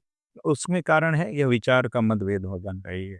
तो जब तक आप उस समय के अनुसार ऊपर से क्या रहता है जब आप गर्भाधान करने वाले हैं, उससे थोड़े समय पहले आपको करने की क्रियाएँ हैं, वो पूरा उस संस्कार के अंतर्गत आता है। वो जब क्रिया आप पूरी करते हैं, तब जाके आप 1 डेढ़ साल पहले से वो क्रिया चलती है। जब से विवाह करने के समय आता है, विवाह के समय से साथ-साथ यह चीज़ें अब तो थोड़ी काफ़ी सारी चीज़ें बदल गई हैं, लेकिन पहले यह ज्ञान भी दिया जाता था। जब संस्कृत जब हाँ, कब करना है, आपको जब करना है उससे थोड़े समय पहले आपको यह विचारों को लाना है। हाँ, अब मुझे संतति चाहिए, दोनों की इसमें अनुकूलता होनी चाहिए। फिर उसके अनुसार आपको ऐसा बोला जाता है कि सहन भी साथ नहीं करना चाहिए। और जब वो समय आया है तब जाके उस प्रकार की आप क्रिया को करने के लिए आपको तैयार होना है। अरे! तो यह गर्भाधान यानी इस प्रकार मेरा बताने का मतलब ये है कि ये गर्भाधान से ही हम प्रारंभ करें और तो संस्कार को बात ही ऐसी कि वो नेगेटिविटी को हटाता है, पॉजिटिविटी को बढ़ाता है। तो जब तक ये संस्कार जो हैं पहले से लेकर अगर 15 तक गए, 14 तक गए, तो विवाह संस्कार चलना ही है क्योंकि उसमें सब समझ आ जाती। अगर इस संस्कार में कोई कमी है, तो ऐसे कोई विवाह जो मेरा ये प्रश्न था। देखिए, एक उसका ये पार्ट हो सकता है, पार्ट 1 पार्ट। हाँ, ये पार्ट देखिए हर एक चीज़ जैसे क्या है बाहर है कि अगर सब्ज़ी बनानी है नहीं, अब मैं आपकी बात समझ ऋणानुबंध है, कर्मानुबंध है, ये 2 हाँ, ये तो देखा है है और संस्कार। और ये संस्कार ये सब चीज़ें मिलेंगी तब जाके वह आगे जो वो है जोड़ा है वो आगे अच्छी है। ये सनातन सन आपने जो संस्कारों की बात की, सनातन संस्कृति में 16 संस्कार माने गए हैं। ये माने इसको एकदम एक-एक संस्कार को अपने को नहीं समझना है कि ये संस्कार के पीछे की भावना क्या है? वो थोड़ा आप समझा जैसे दें। मैंने बताया ना ये चीज़ें हाँ, वो प्रारंभिक जो संस्कार हैं वह सुख, बच्चे की समृद्धि के लिए, शारीरिक विकास बुद्धि का विकास आदि के लिए है और इसपे सबसे ज़्यादा माता पर भार दिया है क्योंकि माता ही एक वृक्ष के स्वरूप है। माता एक फलद्रूप ज़मीन की तरह है। बिल्कुल, वही। वही उस बीज को रखती है, उस बीज में उस पानी बिल्कुल। देती है और उसके हाँ, और उसके बाद वह जब वृक्ष बनता है, वो जब वृक्ष बनने के लिए तैयार होता है, बाहर आता है, तब वो अपना फिर जिस हिसाब से उसमें जड़ डाला गया होगा, सही बात है। फलद्रुप ज़मीन में, हाँ, और वैसा उसके सब फल आए। फलाएँगे। तो ये माता पर काफ़ी इसका वो ज़ोर दिया गया। तो लेकिन बताने का मेरा भाव यह है कि कहीं न कहीं ये बच्चे के प्रारंभिक जो हैं पुंसवन आदि संस्कार हैं, गर्भाधान हो गया, पुंसवन हो गया फिर नामकरण हो गया। अब यह सब में बच्चों के जैसे बीच में छठे दिन षष्ठी पूजन भी करते हैं, तो वहाँ भगवती माँ षष्ठी, फिर भगवान विनायक वहाँ पूजन अर्चन में लिए जाते हैं। भगवान विनायक उस बच्चे की रक्षा करे, षष्ठी देवी उसकी रक्षा करे, ऐसा कहा जाता है। 1.5 महीने तक भगवती माँ षष्ठी उसके साथ वहाँ उसका रक्षण करती है। वास्तुशास्त्र की बात को थोड़ा हम और आगे बढ़ाते हैं। घर में डॉग्स, कैट्स और मछली होनी चाहिए, आपकी क्या मान्यता है? मान्यता से ज़्यादा मैं अगर कहूँ कि शास्त्रों का यदि मत लें, जी। तो न होना ज़्यादा बेटर है। अच्छा। क्योंकि शास्त्र ऐसा कहते हैं कि प पशुओं में भी गाय आदि जो पशु हैं, उनके लिए कहीं न कहीं स्थान है, क्योंकि आप देख रही हैं शास्त्र में कहीं न कहीं उनका उल्लेख मिलेगा ही। लेकिन कुत्ते, बिल्ली आदि जो हैं, उनके लिए वहाँ पर, क्योंकि एक तो मुझे ऐसा शायद लग रहा है, मैं जो बता रहा हूँ, क्योंकि उन पर कहीं न कहीं क्या होता है कि वह जब हमारे घर में रहते हैं, उनके शरीर के जो अंदर के जो जैसे उनके बाल हैं, क्योंकि सहज किसी के भी हमारे घर में भी हमारे रहते हैं बाल, लेकिन उनके जो शरीर में जो उत्पन्न होने वाली जो विकृति है, जी। उनके बालों से, कहीं-कहीं चाटने से, और हम आजकल देखते ही हैं आप, तो मिल रही है, हाँ, वो आदमियों हाँ, ओके, हक भी करते हैं और साथ में रोते हैं, लड़ते नहीं के साथ। साथ करते हैं। तो कहीं न कहीं ये क्या रहता है, विकृति को जन्म देने वाला होता है। तो शास्त्रों ने इसीलिए उस समय पर मना किया हुआ है कि यह कहीं न कहीं विकृति ज़्यादा पैदा ना हो, कहीं रोग ज़्यादा उत्पन्न ना हो। आप देखेंगे कि कभी-कभी ऐसा हुआ है कि पशुओं में रोग का जो है वो ज़्यादा हाँ, उस फैला है, पर इन्फेक्शंस ज़्यादा फैले हैं। तो यह इस वजह से मुझे ऐसा लग रहा है कि शायद शास्त्रों ने मना किया है कि बिल्ली, और दूसरा क्या रहता है, जैसे अब बिल्ली है, कुत्ता है, कहीं भी चाट लिया, कि क्या नाम है, घर किचन में चला गया, कहीं किसी मंदिर में चला गया, जो पवित्र। अभी भी होता है ऐसा, ऐसा नहीं है। हम कर्मकांड करने जाते हैं तो किसी यजमान के घर होता है, जी। तो हमें उसको बोलना पड़ता है कि भाई उनको थोड़ा-सा हाँ, दूर विधि रखें। विधान से हाँ, अलग रख। क्योंकि ये चीज़ पवित्र हाँ, है, पवित्रता जहाँ नहीं रहेगी वहाँ पर थोड़ा-सा फल नहीं मिलेगा। फल नहीं मिलेगा इन द सेंस कि बस अपवित्र होने के कारण फिर उसको, आप विधि विधान करा रहे हैं, इसी जगह पे अगर पवित्र। ये समझने वाले समझते भी ऐसा नहीं है, वो आने ही नहीं देते जिन्हें पता है, घर में रखना है। जी। 2 कारण है, एक तो सुरक्षा भी कहीं न कहीं कारण है, अभी के समय में कुत्तों को रखने के कारण बराबर। सुरक्षा बनी रहती हाँ, है, एक क्योंकि आज परिवार इतना बड़ा नहीं रहा, सही है, न्यूक्लियर फैमिली हो गई। तो अब 2 ही लोग हैं या छोटे बच्चे हैं घर में, तो बद कुत्ता होने से वह सुरक्षा से बनी रहती है। कहीं कैसे विस्तार में रहते हैं, ऐसी जगह रहते हैं जहाँ पर बहुत उज्जड़ जहाँ अभी ज़्यादा विकास नहीं हो पाया है, ऐसी जगह यदि हम रहेंगे, तो वह चीज़ें ज़्यादा, हाँ, माने उनको एक लिमिटेड जगह तक ही रखना चाहिए। घर की और जो पवित्र चीज़ें हैं, वहाँ तक उनको अगर। और दूसरी बात अगर इससे भी आगे सोचें, यह भी है कि वह भी ऋणानुबंधन है। अच्छा, देखिए कुत्ता तो कुत्ता ही है, जी, जी, जी। एक गली में एक उसके लिए अलग से जगह है रहने के लिए, अब लेकिन आप उसको, हाँ, सही है। और उसके लिए खाने-पीने की चीज़ें व्यवस्था है। यहाँ पर वो जो एक कुत्ता है जिसके लिए कहीं उसको भटकना पड़ता है, ऐसा बोले तो, वहाँ तो सब चीज़ें मिल रही हैं। उसके लिए उपचार हो रहे हैं इन द सेंस कि सब चीज़ें उसे मिल रही हैं, अच्छा गद्दा भी मिल रहा है। मैंने तो ऐसा भी देखा है कि एसी भी लगा हुआ है। हाँ, आजकल तो। हाँ, नहीं है, और नहीं है, इसका रीज़न है क्योंकि वो जो उनकी जो पर्टिकुलर जो जनरेशन रहती है, वो इस प्रकार की, जो कि इंडिया की जो गर्मी है या इंडिया की जो ऋतु है, उसके अनुसार उसका है। हाँ, वो भीड़ होती है हाँ, तो ब्रीड के अनुसार पेट को रखना ही पड़ेगा। अगर वो नहीं रखेंगे तो यहाँ अगर उनके घर में वो कुत्ता रह नहीं पाएगा। तो इस प्रकार से भी, यानी हम कहें तो वह भी ऋणानुबंध है कि यदि ये वो आया है, तो कहीं न कहीं उस व्यक्ति का उस कुत्ते में जो जीव है, उससे कुछ लेना-देना है, तब जाके वो यहाँ आया है। तो ये एक इससे आगे की बात है।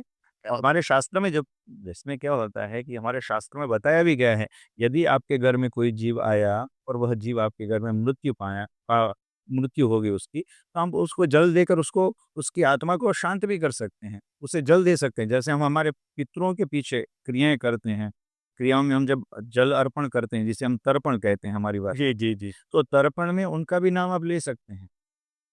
आपके घर पशु है, हाँ, कि परिवार का सदस्य ही हो गया ना। सदस्य ही हो गया, एक पशु पक्षी है। यहाँ तक हमारे ऋषि कहते हैं कि आपके घर में यदि वृक्ष उगा है, यानी आपने वो उसको परिपाल हाँ किया है, और वह वृक्ष यदि बड़ा होने के बाद किसी कारणवश मुरझा जाता है, कट जा पड़ता है आपको, तो उसकी आपको विधान करना है, उसके पीछे आपको उसको जल भी दे सकते हैं। अच्छा, क्या बात है। तो ये हमारे शास्त्रों में ये भी सोच के रखा है कि शायद ऐसा हो, तो इनका नाम लेकर आप यदि उनको जल भी अर्पण करेंगे, तो वह जो जीव है, सही है। वैसे तो क्या है, वृक्ष है वो तो जड़ है, सही है। हाँ, एक से जड़ है, लेकिन लेकिन उसमें चेतना तो है ही। ना तो है ही, देखिए बीज डालने के बाद उसमें वृक्ष वृद्धि होती है। जो ये फूल फल फूल आते हैं, तो इसका मतलब वो कहीं ना कहीं उस जड़ में भी चेतना तो है ही। तो वह वृद्धि को तो पा रहा है, तो यदि वह वृद्धि को पा रहा है, यदि उसमें चेतना है, तो उस चेतना को भी जल देकर उसे तृप्त करना आवश्यक है। यह शास्त्र हमें सच समझाते हैं। तो ये काफ़ी डीप है, डीप है। डेप्थ्स हैं। हाँ, कि भई रखना कि नहीं रखना, तो न रखना तो कितने, यानी कितना उसका सीमा होना चाहिए। देखिए हर एक चीज़ क्या रहता है, विवेक पर आधारित है। जैसे हमने पहले ही बताया, करेक्ट। विवेक विवेक कर्म है, विवेक है, ऋणानुबंधन के अनुसार वह जीव आपके पास आएगा। लेकिन कितना करना, क्या करना, किस तरह से रहना, वह आपके विवेक के अनुसार होना चाहिए। सही बात है, बहुत करेक्ट बताया। शिवम जी, कोई घर वास्तु के हिसाब से बहुत ही परफेक्ट है, वहाँ पे किचन की जो भी दिशा, मंदिर की का सब सही है, लेकिन फिर भी उस घर में अगर अल्कोहल और हुँ। मदिरा माने मांस दिया जाता है, तो ऐसा माने कि ये घर माने ये घर की पवित्रता बनी ही रहेगी। अ, हाँ, थोड़ा ट्रिकी क्वेश्चन है, लेकिन मैं ये क्वेश्चन आपसे इसलिए पूछ रहा हूँ कि जैसे मैंने आप किसी अच्छे वास्तुशास्त्री घर बना लिया, तो मैं ऐसा तो नहीं मानूँगा ना उस घर में मैं कुछ भी करूँ। कि वैसे भी, कहीं भी, ये तो वास्तु के अनुसार व घर भी बना है और ठीक है। लेकिन कहीं भी यदि नॉन-वेज आप जैसे बता रहे हैं, वो बना या खाया जाए, तो कहीं न कहीं वो दूषण ही है। जी भाई। अल्कोहल हम जानते ही हैं डैम वही। लेकिन जैसे वापस से घूम फिर के बात विवेक पर आ जाती है, क्योंकि किस प्रदेश में आप रहते हैं, क्योंकि स्थान का महत्व है। समय क्या है, समय का भी खुद का महत्व है।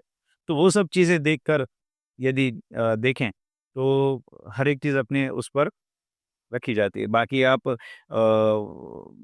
बताएँ तो यह कहीं न कहीं तो गलत ही है। यदि हम उसे सहज तरीके से समभाव में यदि देखें, तब के तरीके से, तो यह आपने जो बताया कि वास्तु के दोष न हो, ऐसे अच्छी तरह से वास्तु किया हुआ मकान हो, तो भी कहीं न कहीं वो दूषित होता है, तो वहाँ होता ही है। नहीं करना चाहिए। यदि वो हम उस घर में इस प्रकार के दूषण करते हैं, तो वो कहीं न कहीं नेगेटिविटी को, हमारी एनर्जी लेवल को कम करने वाले होते हैं। इसमें क्या होता है, एनर्जी लेवल कम हो जाती है। आपकी जो एनर्जी लेवल है, वहाँ आपके जो वाइब्स रहते हैं, वो वाइब्स ऑटोमेटिकली नेगेटिव होने की वजह से कम हो जाते हैं। और जब नेगेटिविटी बढ़ती है, आपके वाइब्स कम हो जाते हैं, तो सामने वाले व्यक्ति को आप अपनी ओर खींच नहीं सकते हैं। सामने वाला व्यक्ति आपसे खींचेगा नहीं इन द सेंस, उसको आपसे कुछ ना कुछ ऐसा मनमुटाव रहेगा ही थोड़ा-थोड़ा करते हुए। आपके घर में भी यदि वो आएगा, तो उसको कहीं न कहीं एक मन में जब कहता है वही कि नहीं मज़ा आ रहा है, कुछ कुछ कमी दिख रही है यहाँ घर में नेगेटिविटी बनी रहे। बनी रहती है। तो आने वाले व्यक्ति के ऊपर भी उसका प्रभाव पड़ता है। वो आना भी कम कर देगा, ऐसा होगा हाँ, होता है। कि भई धीरे-धीरे उस घर में ऐसा हो सकता है कि झगड़े बढ़ गए। फिर मनमुटाव के कारण झगड़े बढ़े, झगड़े बढ़ने के कारण हाँ, अलग-अलग बातें आगे तक बढ़ आगे बढ़ जाती आगे है। तक तो ये सारी चीज़ें सही है। हैं। तो ये वैसे तो गलत ही है, दूषण ही है, तो नहीं करना ज़्यादा मेरे हिसाब से। यदि कोई वास्तुवादी में मानता हो, जी, और यदि उसने पूरा घर अच्छे से वास्तु से किया है, तो उससे ये सब चीज़ों से, दूषणों से दूर रहना है, काफ़ी अच्छा है। और खुद के लिए भी देखिए, आप अगर घर तो है ही, खुद के लिए ही है, हाँ, हेल्थ उसके के लिए लिए भी सॉरी हेल्थ पे आपका हेल्थ के लिए, आपकी खुद की एनर्जी के लिए। आज एक्चुअली कोई भी व्यक्ति जब यहाँ इस दुनिया में आया है, तो उसका अंतिम ध्येय हमें उसे समझना चाहिए। मेरा अंतिम ध्येय क्या है? सही यदि मैं यहाँ पर आया हूँ, तो मुझे ईश्वर ने भेजा है, तो कुछ लेकर ही भेजा है। तो है उसका। और मेरा अंतिम ध्येय यदि ईश्वर है, क्योंकि हर एक जीव का है, कितनी सारी योनियों में से घूम फिर के यदि हम मनुष्य बने तो उसका मतलब है कि ईश्वर ने हम पर कृपा की है, या शरीर दिया है, मोक्ष का रास्ता हो सके। हाँ, यदि आप यहाँ तक पहुँच रहे हैं और फिर यदि आप ऐसे दूषण को लेकर नीचे की गति को जाना चाहते हैं, दुर्गति को जाना चाहते हैं, तो फिर क्या कोई कर सकता है? तो आपको यदि उद्गम यानी ऊर्ध्व गति को यदि जाना है आपको, तो आपको इन दूषणों से दूर रहना है, क्योंकि ईश्वर ने बहुत ही अच्छा शरीर दिया है। सही है। और बहुत सारी चीज़ें ऐसी हैं जो खा सकता है, बिल्कुल सही बात। तो दूषणों से दूर रहना ताकि बहुत बेहतर। बहुत अच्छी तरह आपने ये चीज़ समझाई। चीज़ मैं आपसे समझना चाहता हूँ, कर्म, कर्मकांड, उसके साथ जो भक्ति, ये सारी चीज़ें एक है या इसको अलग-अलग समझें? कर्म, कर्मकांड और भक्ति, ये सब ही कनेक्टेड हैं। अच्छा। यदि उसकी थोड़ी-सी व्याख्या हम देखें तो कर्म कांड, ये जो एक शब्द है, बिल्कुल, जिसको रिचुअल्स भी बोलते हैं। हाँ, जी, कर्म एक शब्द हम सुनते हैं, लेकिन कर्मकांड फिर अलग से एक शब्द बना है जैसे। लेकिन कर्मकांड के अंदर कर्म अलग है, कांड की व्युत्पत्ति अलग बताई गई है। जैसे कर्म किसे कहते हैं? हम जो कुछ भी करते हैं वो केवल क्रियाएँ होती हैं। अच्छा, वो कर्म नहीं है। वो कर्म नहीं है। तो कर्म कैसे बनता है?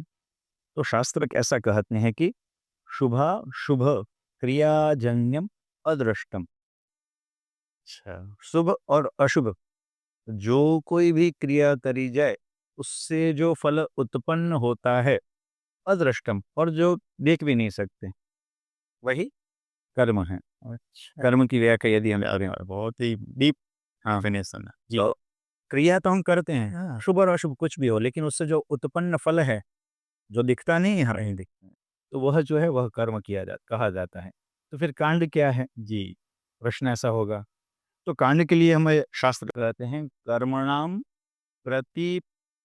कर्मणाम कर्तव्यता प्रतिपादकम। कर्म की जो कर्तव्यता है, यानी कर्म जो करना चाहिए उसका जो प्रतिपादन करे, जो समझाए कि यह कर्तव्य है, कर्मों की जो कर्तव्यता को जो बताया, समझाया, वह है कांड। अच्छा। तो कर्मकांड का सीधा यदि हम देखें, भले हम बताते हैं, बोलते हैं जी। कि हम कर्मकांड कर रहे हैं, कर्मकांड कर रहे हैं, लेकिन इसका यदि इस व्युत्पत्ति के अनुसार यदि हम समझें, तो कर्मकांड प्रत्येक कार्य है। कर्म ही है एक तरह का। कोई भी कार्य देखिए, शुभ-अशुभ जो कुछ भी आप कार्य कर रहे हैं, वो उससे उस क्रिया से जो उत्पन्न हो रहा है, वह कर्म बन रहा है कर्म है, लेकिन कर रहे वो तो क्रिया ही है। वो क्रिया ही हो रही है। बराबर है। और उसमें भी उस कर्म में कर्तव्यता को जो उत्पन्न करता है, यह कर्म करना चाहिए, मेरा कर्तव्य है। उस कर्तव्यता जो बताता है, समझाता है, वह कांड है। इसलिए कर्मकांड यानी कि हम इस पूजा पाठ से इसलिए जोड़ते हैं कि यह कार्य हमें करना चाहिए, ये कर्तव्य है हमारा। क्यों? हाँ। क्योंकि ईश्वर ने हमें यहाँ भेजा है, राइट। और भेजा है तो हमें उसके तरफ, जैसे हमारे परिवार में हमारे कुछ खुद के कर्तव्य हैं, जिनके घर हम जन्म लिए हैं, माता-पिता हैं, उनके साथ हमारा संबंध है, उनके तरफ भी हमारी कुछ कर्तव्यता हैं, जो हमें करनी चाहिए उनके लिए कार्य। तो ईश्वर ने जब हमें भेजा है, तो उसके तरफ भी हमारे कुछ कर्तव्यता हैं, और हमारा कर्तव्य है, उनकी तरफ कुछ हमें कार्य करने चाहिए। तो यह कर्मकांड इस तरह से हम वहाँ पर केवल सीमित रखते हैं, लेकिन कर्मकांड का अर्थ यह सीमित नहीं है कि केवल पूजा-पाठ ही। अच्छा, क्या बात! तो कर्मकांड का अर्थ प्रत्येक जो आप क्रिया कर रहे हैं उनका, उस कर्म से जो उत्पन्न हो रहा है, उसमें फिर कर्तव्यता आ जा रही है कि ये कर्तव्य मेरा है। वो जो प्रतिपादन करता है, वो कांड बन जाता है, तो वो कर्म कांड हो जाता तरह से देखने जाए तो ये कर्म से भी ऊपर की बात हो गई। है। हाँ, कर्मकांड आपको, हाँ, हाँ, बस आपका कर्तव्य दिखा, आपका कर्तव्य समझाता है कि भई ये कार्य आपको करना चाहिए। आपके लिए एक लाइट हाउस का काम कर रहा है। बिल्कुल, आपको बताता है। दिशा दिखा रही इसलिए कर्मकांड का अति महत्व है। अब तो क्या है, कांड शब्द इस तरह से लिया गया है कि ये कांड, वो जो भी अशुभ, हाँ, बिल्कुल। हाँ, ये तो ये कांड से उनके साथ आ रहा गया, कांड करके आया है, ऐसे बोल दिया। है। वो कांड कांड वो नहीं है, कांड क्या है? तो बताते हैं हमारे शास्त्र कि कांड का अर्थ है जो आपकी कर्तव्यता को समझाएँ, जी, जी, यह आपको करे, उसका प्रतिपादन करें। बराबर।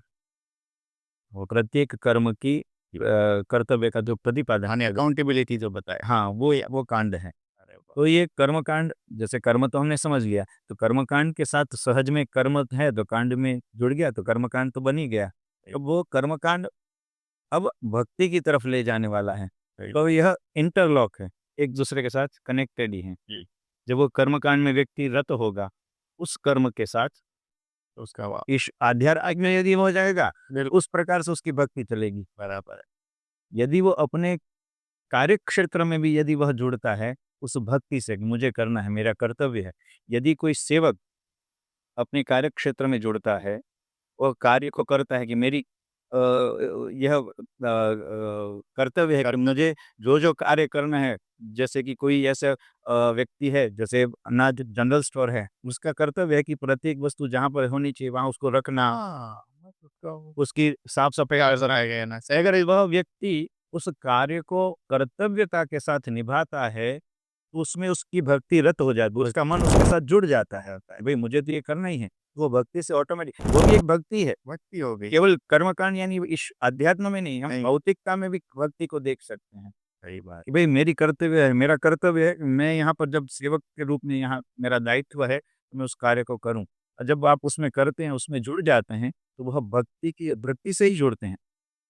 जुड़ना क्या है? तो वह एक प्रकार की भक्ति है, समर्पण है। डिवोशन ही है। भक्ति का एक अर्थ, हाँ, डिवोशन एक तरह का। हाँ, सही है आपकी बात। तो वो पूरा समर्पण का जहाँ भाव आ गया तो वहाँ भक्ति तो ऑटोमेटिक, तो वहाँ मेरा कर्तव्य जब मुझे बता दिया गया, मुझे समझाया गया कि भाई ये मेरा कर्तव्य है, मुझे करना है, तो ऑटोमेटिकली उसमें भक्ति आ गई, हाँ, एक समर्पण हो गया।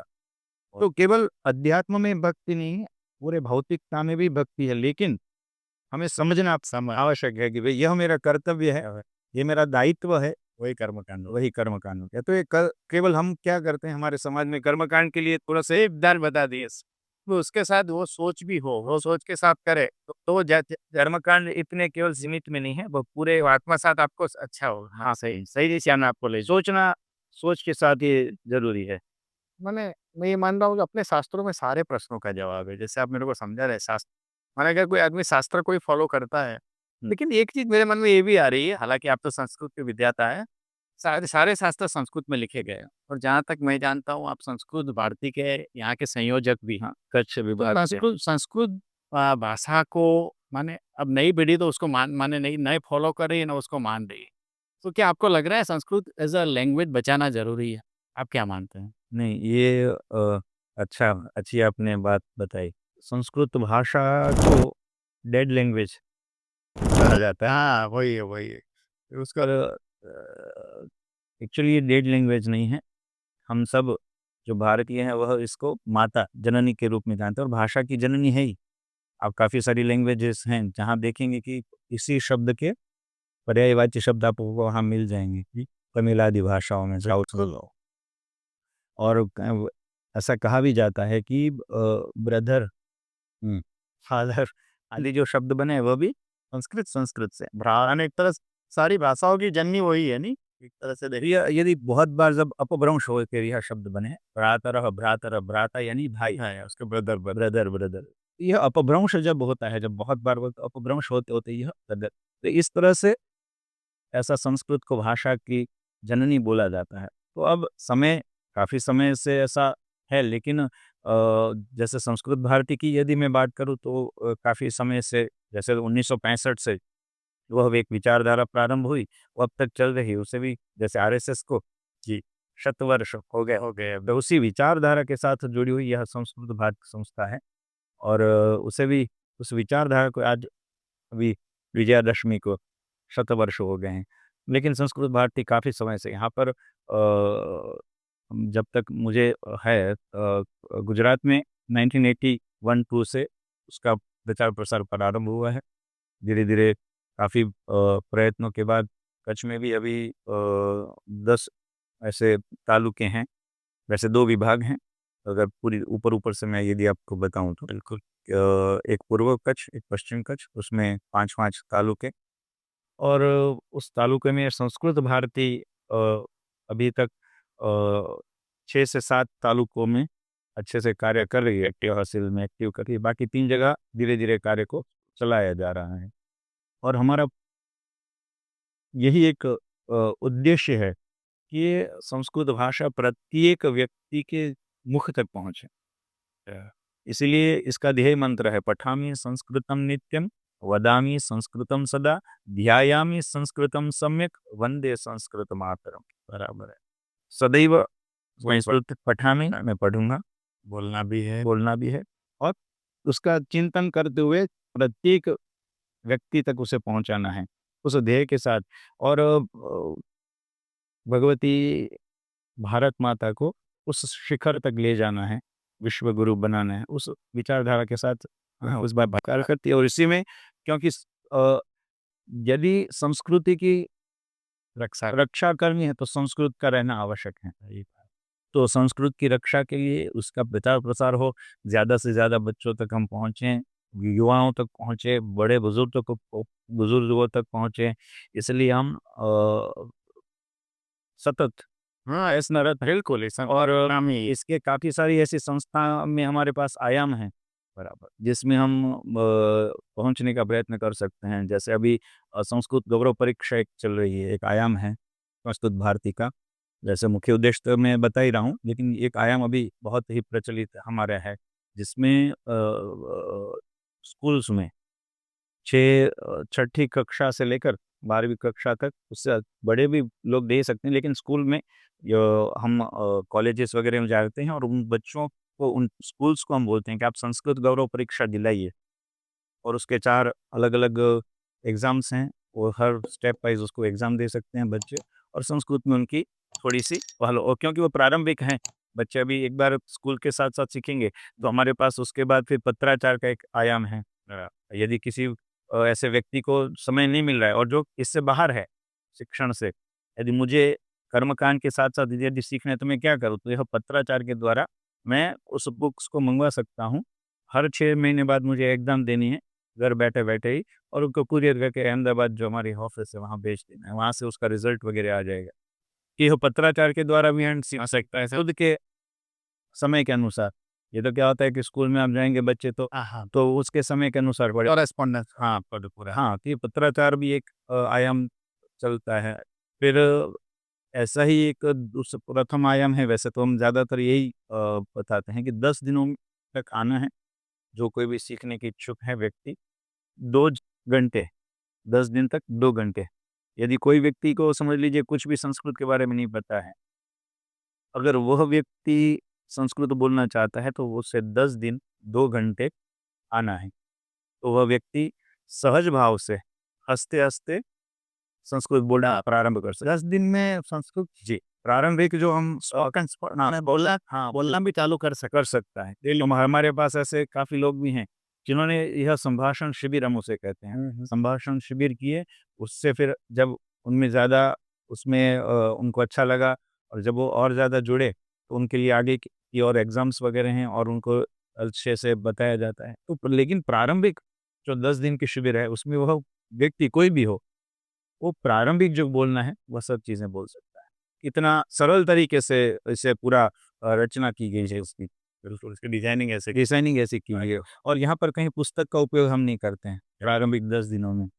केवल क्रियाओं द्वारा और बोलचाल से, प्रैक्टिकल एजुकेशन ज़्यादा रहता है। और वैसे भी बच्चा, आप देखिए, लिखता पढ़ता नहीं है। हाँ, बिल्कुल ऑब्ज़र्व करता है। हाँ, अब और जैसे सिचुएशन थे, तो ये श्रवण ही पहला माध्यम है सीखने का, विकसित होने का। अब हम भले ही बुक पेन दे देते हैं, लेकिन श्रवण ही, क्योंकि बच्चा, आप देखिए, जिसकी जो लैंग्वेज है, जैसे मैं कच्छी हूँ, तो मेरी बेटी को मुझे सिखाना नहीं पड़ेगा, क्योंकि मेरे परिवार में वह भाषा रुकवाई जाती है। चल रही है, बोलते हैं, तो उसमें वो सुन-सुन कर सीखी जाती है।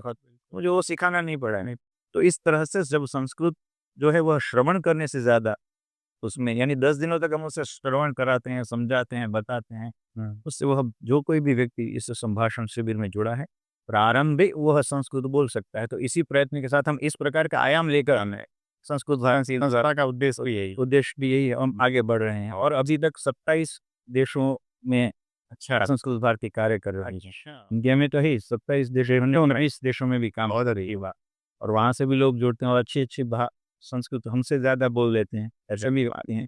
अरे वाह! तो और इसके विशेष में ये एक और मैं एक अच्छी बात बताऊँ, इससे आगे बढ़कर, कि भुज में अब हम इस बार हमने अभी एक संकल्प लिया है, एक अध्ययन केंद्र बना रहे हैं, संस्कृत अध्ययन केंद्र। जिसका भूमि पूजन फरवरी में किया गया और अभी दशहरा से ही उसका जो नींव वगैरह खोदना है वो कार्य हमने प्रारंभ कर दिया है, भूमि पूजन वगैरह, और अब से वो कार्य प्रारंभ हो रहा है। नेक्स्ट आने वाली जो 2026 विजयादशमी है तब तक वह आधा तैयार हो जाएगा और तब से वहाँ से प्रारंभ हम। क्यों भाई, संस्कृत के क्षेत्र में इतना अच्छा काम हो रहा है, मैंने आपके मुँह से मैंने आज से सुना, बहुत अच्छा लगा। अब इस पॉडकास्ट को अपन कंप्लीशन की तरफ ले जाते हैं। एक मैं जो सब मेरे को एक ही प्रश्न आ रहा है कंप्लीशन में, 2025 का साल, ये साल शिवम भाई बहुत ही, आप ग्लोबली देखो, जियोपॉलिटिकल से लेके जो युद्ध हुए, जो नेशनल कैलेमिटीज अपन ने देखी, ये साल इतना खराब क्यों रहा? और अभी अब साल के अंतिम दौर पे हम, अभी और भी 2-3 महीने हैं, तो आपको क्या लग रहा है, कुछ ग्रह की असर है या कुछ और है? एक्चुअली यह विषय जो है वह थोड़ा-सा, क्योंकि ज्योतिष का विषय है, करेक्ट, तो मेरा उत्तर देना थोड़ा-सा इसमें वो होगा। लेकिन क्योंकि मेरा विषय कर्मकांड है तो ज्योतिष मेरे से जुड़े हुए जो लोग हैं उनसे मिलना हो जाता रहता रहता है। ऊपर से मेरे चाचा जी भी ज्योतिषी हैं, तो सहज में हमारी कभी-कभी बात होती है, पिताजी से बात होती है, तो वो उनका ऐसा कहना है कि ग्रहों की परिस्थितियाँ भी ऐसी ही चल रही हैं। और इससे आगे बताऊँ तो 26 में भी काफ़ी सारी चीज़ें चेंज होने वाली हैं और परिस्थितियाँ और बिगड़ने वाली शायद है, लेकिन हाँ, परिस्थितियाँ थोड़ी चेंज होने वाली हैं। अ, हो सकता है 25 के समान, उससे ज़्यादा हो भी सकती है। तो इसमें आपका पर्सनल थिंकिंग का क्यों, माने क्या चीज़ें क्यों खराब हो रही है? इस जो क्या रहता है, देखिए पर्सनली तो मैं ज़्यादा, क्योंकि मेरा विषय ज्योतिष ही है, इसलिए मैं समझ रहा हूँ। ग्रहों की जो विधान है वो नहीं बता पाता, नहीं बता पाऊँगा। लेकिन क्या होता है, कभी-कभी परिस्थितियाँ ऐसी निर्माण हो जाती हैं। अब नहीं, राजकीय। अपन कर्मकांड से पॉइंट से कर्म लोगों के खराब हो रहे हैं क्या? अपन ऐसे वो अच्छा, वो पर्सपेक्टिव में सोचे, वो क्योंकि ये कर्म का फल ही है एक तरह का। हाँ, नहीं ये भी है, ये भी हो सकता है, वैसे कलयुग आ ही गया है। जी। तो कलयुग में जैसे-जैसे अगर अच्छे काम ज़्यादा होंगे तो दिक्कत हो जाएगा, तो थोड़े से खराब काम होंगे तो क्या है, देखिए क्योंकि रूटीन है ना, कि अब कोई भी किसी भी चीज़ को अगर वृद्धि के तरफ ले जाना है, तो एक चीज़ में क्या होता है, एक हर एक चीज़ का एक माप होता है। उस चीज़ जब वो बड़ी होती है या ज़्यादा बढ़ती है तो वो कहीं न कहीं टूट जाती है, फूट जाती है, बिल्कुल। और वह नष्ट हो जाती है। करेक्ट। जब वह नष्ट होगी तो ही उसका पुनः प्रारंभ होगा, तो अंत अस्ति प्रारंभ। ऐसा आपने सुना होगा शायद। बिल्कुल, बिल्कुल, ये तो बहुत।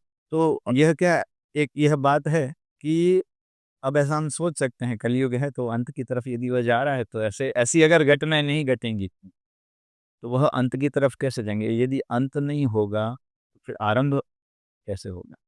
और वैसे भी आप देखिए, कभी-कभी कोई चीज़ ऐसी होती है जो नष्ट होती है, तो और जब वो दूसरी दफ़े बनती है या जो निर्माण होती है, वो उससे भी ज़्यादा बेटर होके आती है। तो मैं पूरी उसकी तो बात नहीं करूँगा, लेकिन कभी-कभी कोई-कोई परिस्थिति ऐसी होती है, यदि इस चीज़ में माने, तो यह परिस्थिति यदि बन रही हैं, तो आगे हमारे लिए कुछ अच्छा निर्माण होने जा रहा है, यह सोच के साथ हम शायद, और खराब हो, ठीक है, होना है, क्योंकि ये होता है, परिस्थितियाँ हैं, कभी अच्छी होंगी, कभी बुरी होंगी। हर एक जगह ये चलता है, शुभ-लाभ, शुभ भी है, अशुभ भी है, तो अच्छा-बुरा चलने वाला है। आपका कोई लेकिन क्या नियम है? समय है, जी, जी। हर एक का समय है। अगर अच्छे दिन थोड़े दिन अच्छे दिन चले हैं, अगर वो नष्ट होंगे, खत्म होंगे, बुरे दिन भी जाएँगे, तो बुरे दिन भी खत्म होंगे। हाँ, ऐसा नहीं है कि वो चलना ही है। तो यदि 25 इतना खराब गया है या उस परिस्थितियों से हम निकल रहे हैं, तो कहीं न कहीं ऐसा हो सकता है कि ईश्वर हमें उस शक्ति को, हमारी शक्ति को बढ़ा रहा है। ऐसा हम सोचें पॉज़िटिव वे में, कि भई इतना आपने देख लिया, अब आप प्रिपेयर हैं। शायद परिस्थिति इससे खराब हो तो अलग बात है, लेकिन आपको यह शक्ति दे रहा है ईश्वर, की इतना आपने सहन कर लिया है, अभी इससे भी ज़्यादा परिस्थितियाँ, ऐसी परिस्थितियाँ है तो आप हाँ, यू कैन। हिलेंगे-डुलेंगे नहीं, आप हैंडल कर सकते हैं। तो राइट। ये एक ईश्वर ने शायद हमें सिखाया है, मजबूत किया है, हमें शक्ति दी है कि भई इस तरह से भी हो सकता है, इतना भी आप सोच के रखो। कहीं-कहीं, कभी-कभी क्या होता है, हमारी सोच इतनी लंबी नहीं हो या इतना खराब नहीं देख सकते, सोच सकते कि ऐसी भी परिस्थितियाँ होंगी। हो सके। ईश्वर ने वो दिखा के शायद हमारी जो थिंकिंग है या हमारी जो सोच है उसे भी समझाया, कैपेसिटी को। हाँ, कैपेसिटी को बढ़ाया कि भई ये देखो, इतनी खराब हो सकती है। हाँ, फिर आप उसके लिए लड़ने के लिए भी तैयार हो, भैया रहो, उसको उसको टैकल करो। टैकल करो। और एक तरह से ये भी देख, अपने कर्मकांड सही रखो, तो हो सकता है करेक्ट, हाँ, कर्म अगर आपके सही है तो आपको, बाकी तो ये देखो, परिवर्तन संसार का नियम नियम है। है, तो वो सर वे भी निश्चित है परिवर्तन। और कर्म जिसके अच्छे हैं, वह कहीं न कहीं अंत में अच्छे को ही प्राप्त करेगा। यदि कर्म अच्छे हैं, तो आपका अंत भी अच्छा है और अंत जहाँ अच्छा है वह उसका जन्म भी अच्छा है, जन्म बुद्ध आरंभ से भी अच्छा है। आरंभ भी अच्छा ही होगा। तो कर्म से प्रारंभ करते हुए कर्म तक ही बहुत ही अच्छी बात आपने समझाई। माने ये बात से हम ये समझे कि आप निश्चिंत रहो, जो भी परिस्थिति हो उसको आपको फेस करना है फेस और कुछ नहीं। और आप पे कर्म सही रखो, तो हो सकता है कि आपको उतना दुःख नहीं भुगतना पड़े। हाँ, लेकिन पॉज़िटिव वे में हम तो लेकर ही चलें। बिल्कुल, इसमें तो कुछ न कुछ अच्छा ही है।